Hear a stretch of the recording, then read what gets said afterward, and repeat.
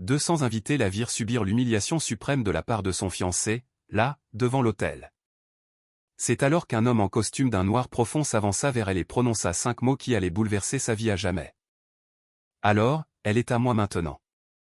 Avant d'entrer dans le vif du sujet, prenons un instant pour nous connecter. Qu'est-ce qui vous a conduit ici? Une suggestion, une simple curiosité, ou le destin qui tisse sa toile?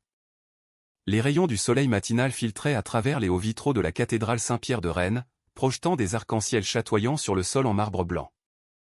Chloé Martin se contemplait dans un miroir à cadre doré dans la suite réservée à la mariée, le cœur palpitant d'une attente fébrile, tandis qu'elle ajustait le voile de dentelle vaporeux qui tombait en cascade dans son dos, telle une rivière de soie. À 26 ans, jamais elle ne s'était sentie aussi éblouissante, aussi remplie d'espoir, aussi convaincue que les pièces de sa vie s'emboîtaient enfin parfaitement. Sa robe de mariée, une création sur mesure d'un grand couturier de Bordeaux, moulait sa silhouette svelte à la perfection. Elle était rehaussée de perles délicatement cousues à la main sur le bustier, et sa traîne s'étalait sur près de 3 mètres derrière elle, un sillage d'élégance pure.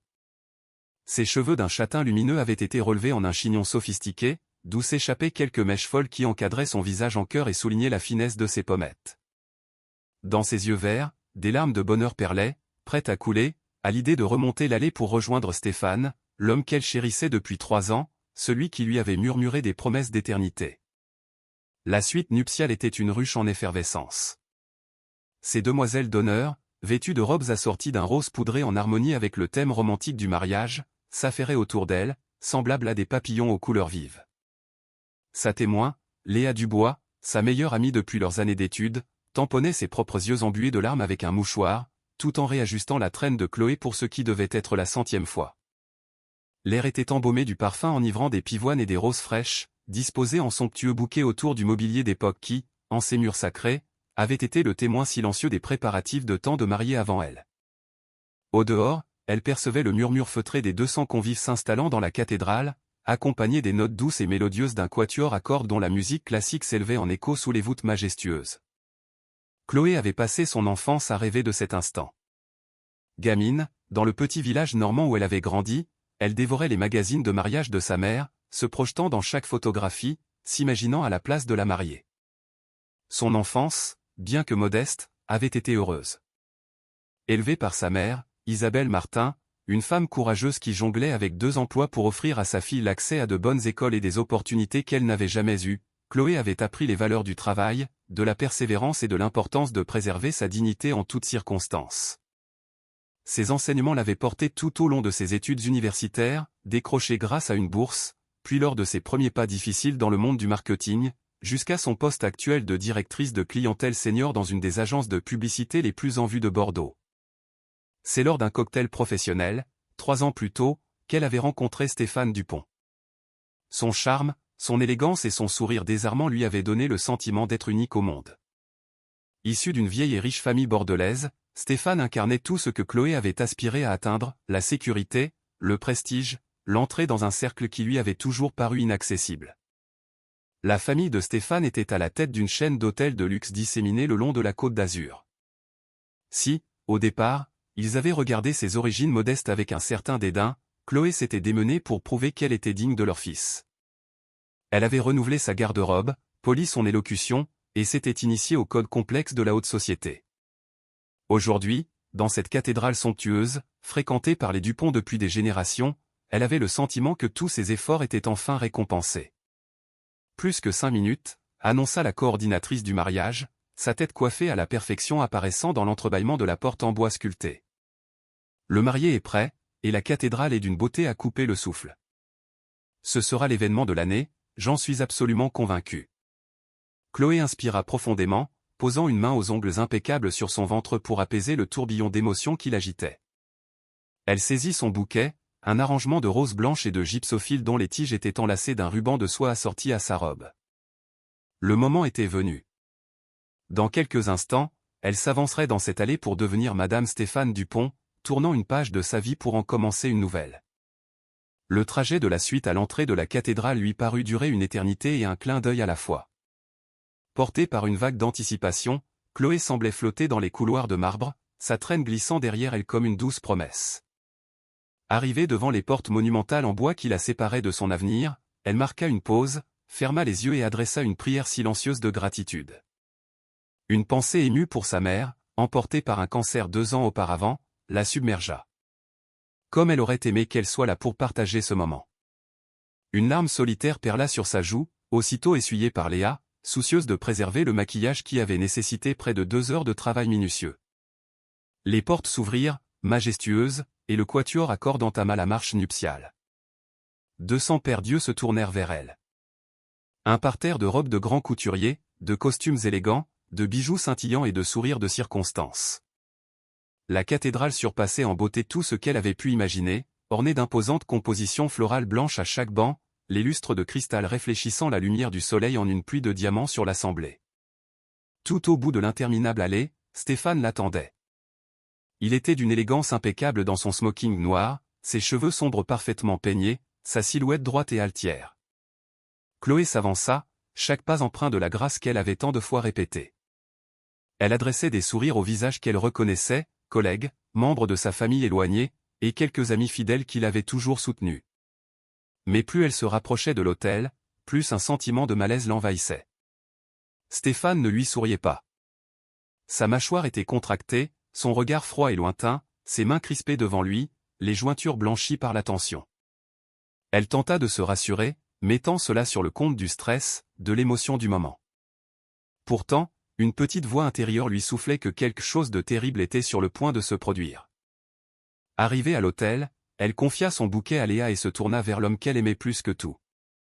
Le prêtre commença la cérémonie, sa voix grave résonnant sous les voûtes de la cathédrale.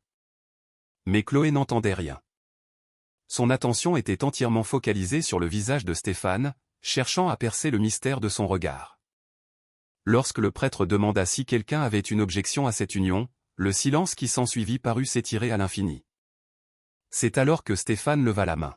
« Je m'y oppose », lança-t-il, sa voix cinglante brisant le silence sacré. Un murmure de stupeur parcourut l'assemblée. Chloé sentit le sol se dérober sous ses pieds, ses genoux flageolants sous le poids de sa robe. Elle tenta de s'agripper au bras de Stéphane, mais il se déroba, créant entre eux un abîme. « Stéphane, que fais-tu » murmura-t-elle, sa voix un souffle à peine audible dans le silence pesant.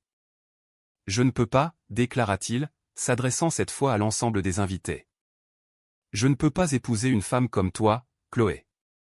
J'ai cru que je pourrais passer outre tes origines, ta véritable nature, mais c'est impossible. Tout ceci n'a été qu'une erreur. » Ces mots la transpercèrent, la dépouillant de toute la confiance et la dignité qu'elle avait mis tant d'années à acquérir. Elle sentait sur elle le poids de 200 regards, témoins de sa déchéance. Ces demoiselles d'honneur étaient pétrifiées, leur bouquet tremblant entre leurs doigts. Le prêtre, décontenancé, serrait sa Bible contre lui, manifestement dépassé par cette situation inédite en 40 ans de sacerdoce. « Tu n'étais qu'une distraction passagère », poursuivit Stéphane avec un mépris non dissimulé. « Un passe-temps en attendant de trouver une épouse à ma convenance. Mais tu y as cru, n'est-ce pas ? Tu as réellement pensé qu'un homme comme moi pourrait s'éprendre d'une femme comme toi. » « Stéphane, je t'en prie, » implora Chloé, les larmes brouillant sa vue et ravageant son maquillage. « Je ne comprends pas. Hier soir, tu disais, hier soir, j'étais sentimentale et sous l'emprise de l'alcool, la coupe attéile. Aujourd'hui, je suis sobre et lucide. Tu es une imposture, Chloé. Une arriviste de province aux ambitions démesurées. Ma mère t'avait jugé dès le premier jour. » Des chuchotements s'élevèrent de l'assistance, mêlant compassion et jubilation malsaine. Au premier rang, la famille Dupont affichait une impassibilité glaçante, comme s'il s'attendait à ce dénouement. Peut-être était-ce le cas. Peut-être ce mariage n'était-il qu'une mise en scène macabre, destinée à lui rappeler sa place. « Tu me traites d'erreur, » dit Chloé, sa voix gagnant en fermeté malgré les larmes. « Devant nos familles, nos amis, mes collègues. C'est donc tout ce que je représente pour toi ? Une simple erreur ? » Stéphane haussa les épaules, un rictus cruel aux lèvres. Il n'y a pas de fumée sans feu, le silence qui suivit fut assourdissant. Chloé se tenait seule à l'autel, sa robe blanche soudainement transformée en linceul, son univers s'écroulant autour d'elle. 3 ans de sa vie offerts à cet homme, 3 ans à se modeler pour lui plaire, à sacrifier des amitiés, des opportunités, pour s'intégrer à son monde.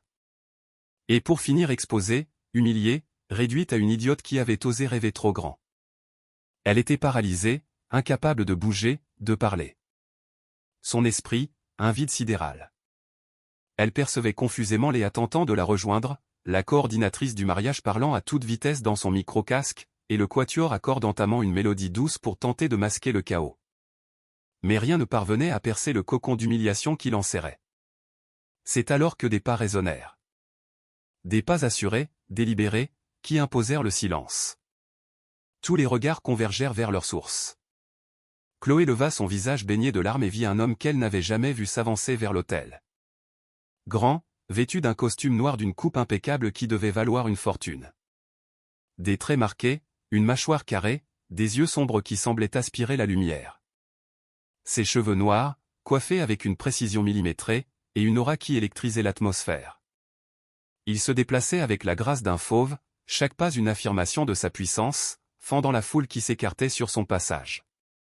Chloé le regardait, pétrifié, s'approcher. Stéphane, pour la première fois, perdit de son arrogance et recula d'un pas. L'inconnu s'arrêta devant Chloé, si près qu'elle pouvait sentir le parfum de son eau de Cologne, une fragrance chère et enivrante qui, malgré sa détresse, fit battre son cœur plus vite. Il la dévisagea un instant, son regard sombre balayant son visage ravagé par les larmes, ses mains tremblantes, son désarroi. Puis, il se tourna vers l'assemblée, sa voix claire et glaciale résonnant dans la nef. Alors, elle est à moi maintenant. Ces mots, suspendus dans l'air, sonnaient comme un défi. Le cœur de Chloé manqua un battement, puis repartit à un rythme effréné. Cet homme, un parfait inconnu, la revendiquait devant 200 personnes comme si c'était son droit le plus absolu. Pardon ? S'étrangla Stéphane, le visage empourpré. Mais qui êtes-vous ? C'est une cérémonie privée. L'étranger fixa Stéphane d'un regard si intense que ce dernier tressaillit. Privé ? Vous venez de l'humilier publiquement. Il n'y a rien de privé dans votre acte. Son accent, légèrement teinté de corse, ajoutait à sa prestance. Je ne sais pas pour qui vous vous prenez, tenta Stéphane, mais l'autre le fit taire d'un geste de la main. Je m'appelle Antoine Dubois, déclara-t-il, et ce nom provoqua une onde de choc dans l'assistance. Plusieurs personnes s'agitèrent sur leurs bancs, et Chloé vit des partenaires commerciaux des Dupont échanger des regards inquiets. Et je viens de décréter que cette femme est désormais sous ma protection. Si cela vous pose un problème, je vous invite à le régler directement avec moi. Stéphane avait pâli. Sa cruauté avait laissé place à une peur panique. Il ouvrit la bouche, mais aucun son n'en sortit. Il tourna les talons et s'enfuit par une sortie latérale, suivi de ses témoins. La famille Dupont se leva et quitta la cathédrale, laissant derrière elle une assemblée médusée et une mariée abandonnée puis réclamée par deux hommes que tout opposait. Chloé restait figée, tentant de comprendre le tourbillon d'événements qui venait de la frapper. Victime de la pire humiliation de sa vie, elle se retrouvait sous la protection d'un inconnu aux yeux d'acier. Le nom d'Antoine Dubois inspirait manifestement la crainte, et elle aurait dû être terrifiée. Pourtant, un étrange soulagement l'envahissait. L'interruption de son calvaire. Pourquoi ? Parvint-elle à articuler, la voix brisée. Pourquoi faire ça ? Vous ne me connaissez même pas. Antoine se tourna vers elle. Un éclair de compassion, fugace, traversa son regard. Parce que personne ne mérite un tel traitement, répondit-il sobrement. Et parce que les hommes de son espèce doivent apprendre que leurs actes ont des conséquences. Et maintenant ? Demanda-t-elle, désignant d'un geste impuissant la cathédrale, les fleurs piétinées, les invités désemparés. Que suis-je censé faire ?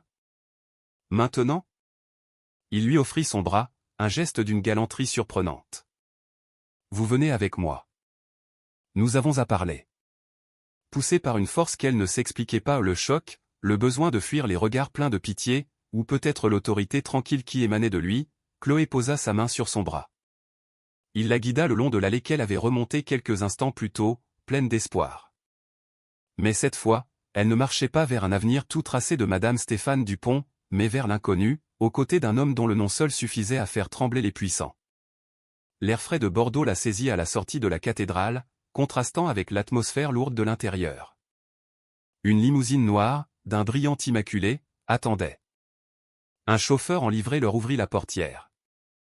Antoine l'invita à monter. Après une brève hésitation, elle rassembla sa traîne et se laissa glisser sur les sièges en cuir. Antoine la rejoignit.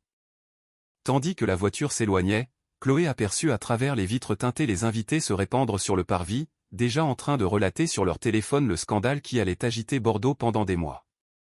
Mais dans ce cocon de luxe, elle se sentait étrangement à l'abri du tumulte. « Vous ne m'avez toujours pas dit pourquoi » insista-t-elle, se tournant vers l'homme énigmatique. « On ne revendique pas une inconnue. Que voulez-vous de moi ?»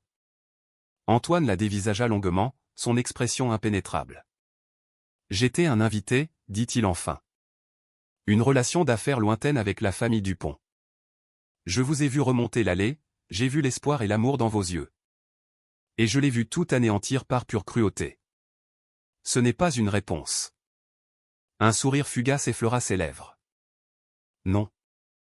Disons que j'éprouve une aversion particulière pour les hommes qui prennent plaisir à blesser les plus faibles.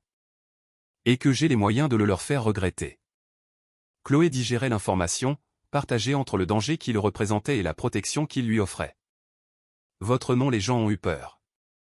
Qui êtes-vous ? » Un homme d'affaires, répondit-il d'un ton neutre. Je dirige des opérations à Marseille et j'ai des intérêts en Méditerranée.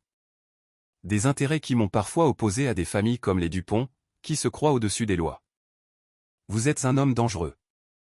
Je suis un homme puissant, rectifia-t-il. Le danger dépend du côté où l'on se trouve par rapport à moi. La limousine traversait Bordeaux, quittant le quartier huppé de la cathédrale pour se diriger vers le quartier d'affaires et ses hôtels de luxe. Chloé savait qu'elle devrait être morte de peur, seule avec cet homme qui l'avait pratiquement enlevée.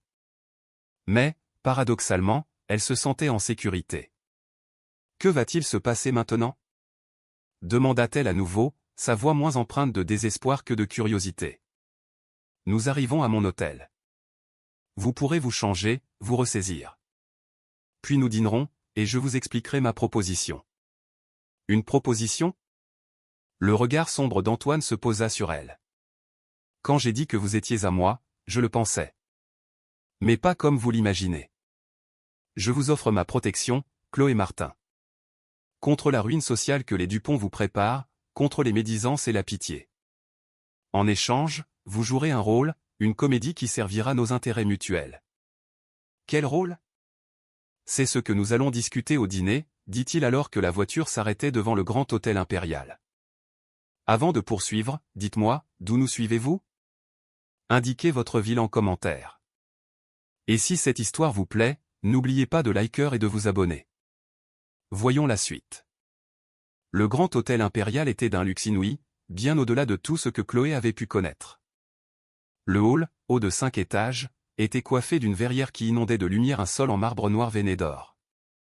Des compositions florales exotiques embaumaient l'air, et partout, le raffinement français était à l'honneur, fresques murales du XIXe siècle, lustres en cristal, jardins d'hiver luxuriants. Le personnel s'inclina respectueusement devant Antoine. Chloé se sentait terriblement mal à l'aise dans sa robe de mariée froissée et tachée, sa coiffure en désordre, son maquillage ruiné. Mais personne ne la dévisagea. On s'effaçait sur leur passage comme si la présence d'une mariée en pleurs était parfaitement normale. Antoine la mena à un ascenseur privé, sécurisé par une carte et une empreinte digitale. Ils montèrent jusqu'au dernier étage. Les portes s'ouvrirent sur un foyer privé orné d'une magnifique toile représentant un paysage provençal. « Ma résidence à Bordeaux », expliqua Antoine en la faisant entrer dans un salon à la vue panoramique sur la ville et la Garonne. Le mobilier, minimaliste, était d'une valeur inestimable. Un mur entier était dédié à une collection d'anciennes épées françaises et d'armes de collection, exposées en vitrine. Chloé s'arrêta devant, son reflet spectral superposé aux armes. « Vous faites partie du milieu », affirma-t-elle doucement. Ce n'était plus une question. Tout s'éclairait, la déférence du personnel, la réaction de l'Assemblée, les allusions au pouvoir.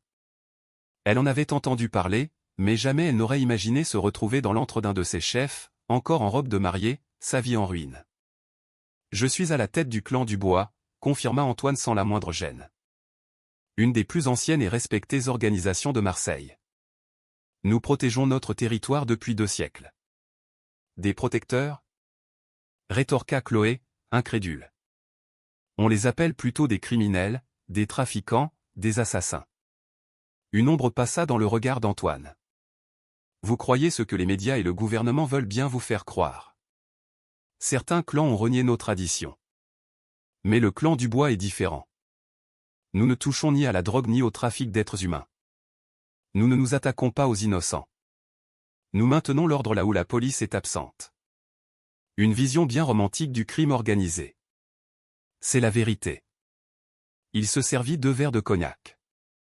Le code des Dubois est immuable. Nous avons un honneur. Ce que cet homme vous a fait bafoue tous nos principes. Il a humilié une personne plus faible, sans raison, par pure cruauté. Il lui tendit un verre. Elle le prit, trop hébétée pour refuser. La chaleur du cognac apaisa un peu son angoisse. Vous m'avez donc revendiqué pour le punir? En partie, admit-il. Mais j'y ai aussi vu une opportunité. J'ai un problème que vous seul pouvez m'aider à résoudre. Chloé but une autre gorgée. Quel problème une femme en robe de mariée démolie pourrait-elle bien résoudre pour un parrain? Antoine s'installa confortablement. Mon organisation se lance dans des affaires légales. Pour cela, j'ai besoin de projeter une image de respectabilité. Les investisseurs se méfient d'un célibataire qui correspond à leur cliché sur le milieu. Ils veulent de la stabilité, une vie de famille. Vous voulez que je joue le rôle de votre femme. De ma fiancée, pour commencer. Une Française éduquée, professionnelle, capable de gérer les mondanités que je méprise, de décoder les subtilités culturelles, de donner un visage humain à mon organisation. Chloé éclata d'un rire nerveux. Ce matin, j'allais devenir l'épouse d'un grand bourgeois de Bordeaux. Ce soir, vous me proposez de devenir la fausse fiancée d'un parrain. C'est de la pure folie. Il y a 1 heure, vous étiez humilié publiquement. Demain, votre nom sera traîné dans la boue, votre carrière compromise, votre vie détruite. Sa voix était douce. Je vous offre une porte de sortie. Venez à Marseille. Oubliez ce scandale. Jouez ce rôle pendant 1 an. En échange, je vous offre un salaire confortable, un toit, ma protection, et de quoi repartir à zéro où vous le voudrez. Et si je dis non? Mon chauffeur vous raccompagnera où vous le souhaitez. Ce n'est pas une menace, Chloé. C'est une offre. Vous êtes libre de la refuser.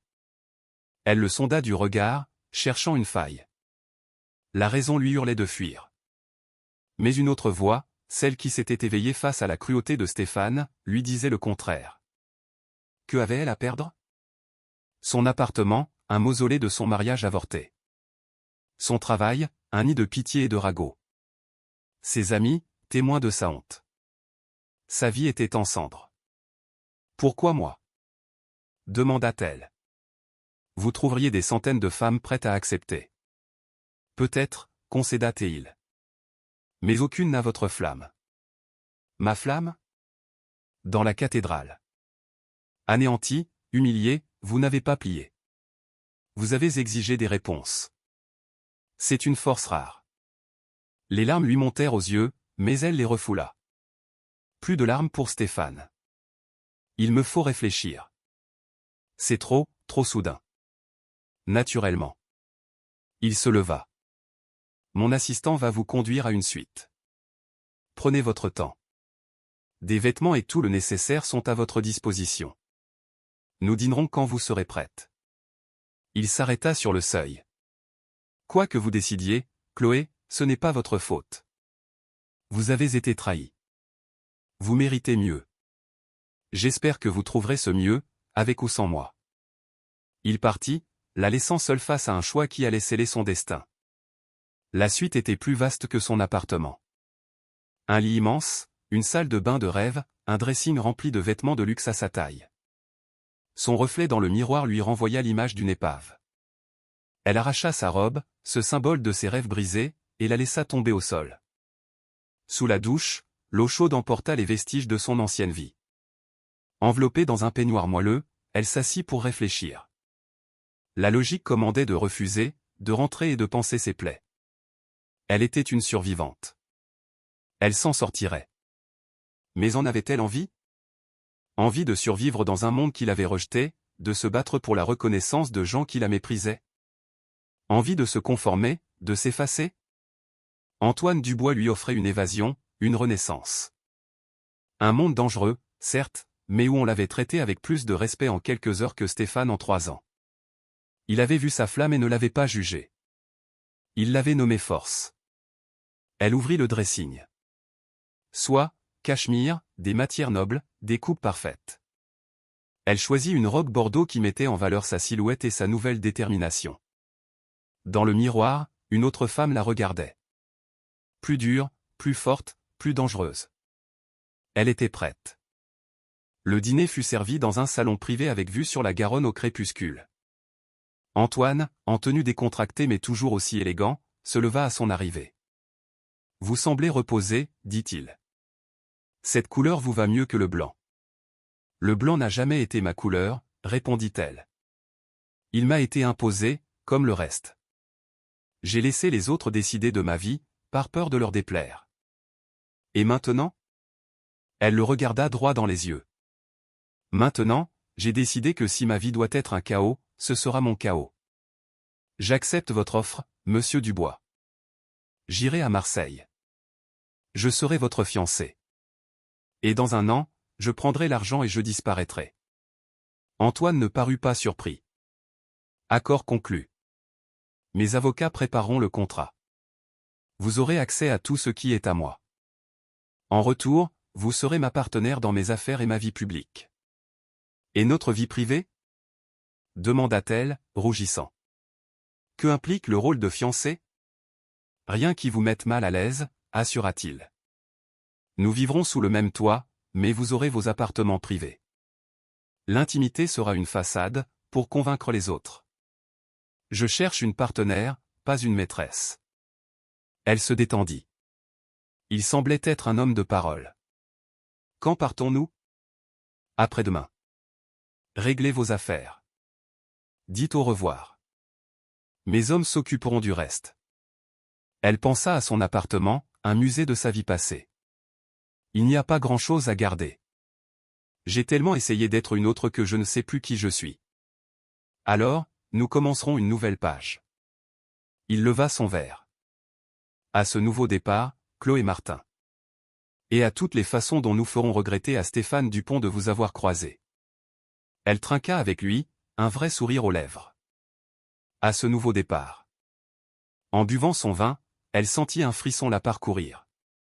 Espoir, peur, ou les deux à la fois. Les 36 heures suivantes furent un tourbillon. Les hommes d'Antoine vidèrent son appartement pendant qu'elle faisait une valise, quelques photos de sa mère, des livres, un médaillon. Elle démissionna, prétextant une urgence familiale. Le ton compatissant de son patron lui confirma que le scandale était déjà public. Sa dernière visite fut pour Léa, qui écouta son récit, oscillant entre l'horreur et une sorte d'admiration. Un parrain du milieu t'a sauvé et tu pars à Marseille pour être sa fausse fiancée ? Résuma Léa. C'est l'idée. Mais c'est de la folie, Chloé. Il pourrait être un monstre. Peut-être, admit Chloé. Mais c'est le seul qui m'ait traité avec dignité. Personne ne m'a défendu, sauf lui. Il est honnête sur ses intentions, contrairement à Stéphane. Léa la regarda, pensive. Tu as changé. Tout a changé. Ma vie était un mensonge. Je n'ai plus rien à perdre. C'est terrifiant et libérateur. Pour la première fois, je choisis mon chemin. Et ce chemin mène à un parrain ? Chloé rit. Je veux prendre des risques. Vivre, au lieu de survivre.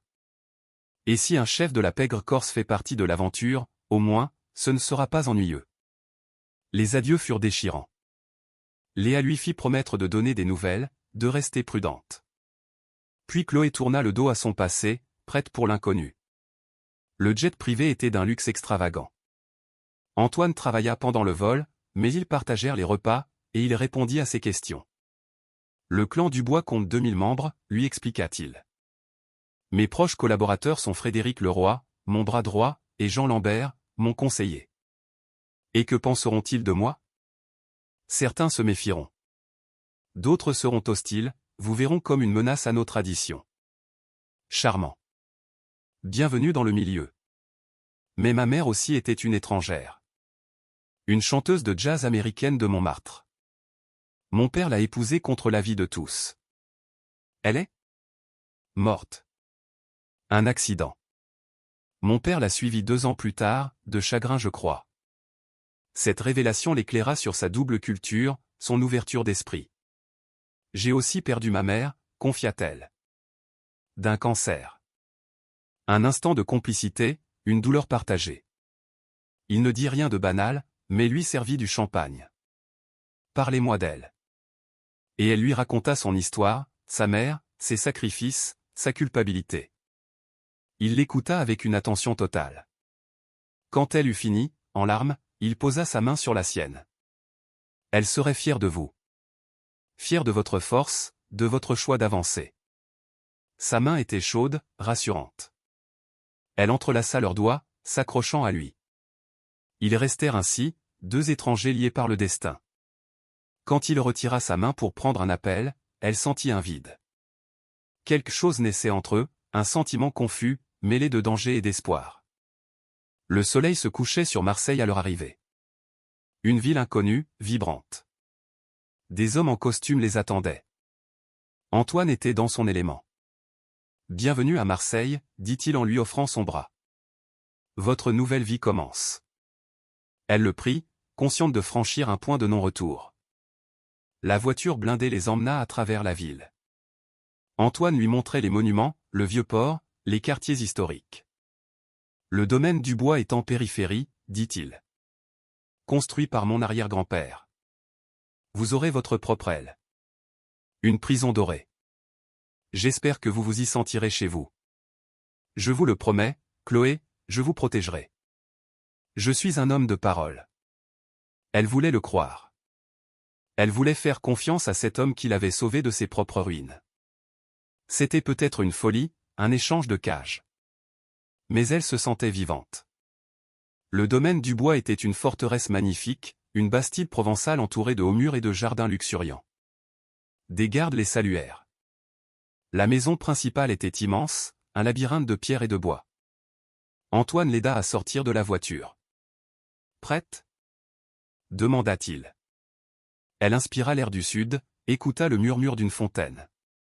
Tout était nouveau, terrifiant, et pourtant, un sourire naquit sur ses lèvres. « Prête ?» dit-elle, et ils entrèrent ensemble dans leur avenir incertain.